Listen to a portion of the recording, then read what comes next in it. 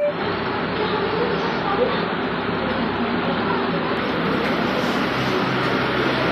नाम खलील है।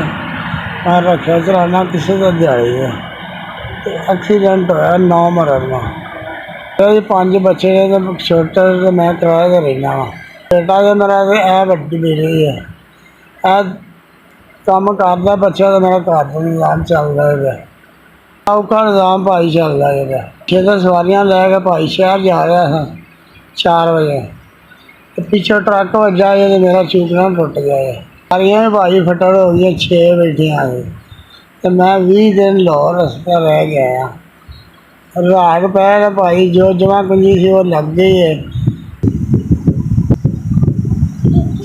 मेरे 3 बेटे तो 1 बेटी अपने घर में इस मैं रोजगार हो के बह गया। बिल्कुल कोई शहरी कमाई है ही कोई ना। की कहा भाई छुट्टी हुई है। डॉक्टर ने दवाई लिख के दी है तो मेरे को गुंजाइश नहीं हैगी दवाई लैन लगी। वो 12-13 हज़ार तो घट दवाई आनी है। 12-13 हज़ार रुपये की दवाई आनी है भाई महीने की।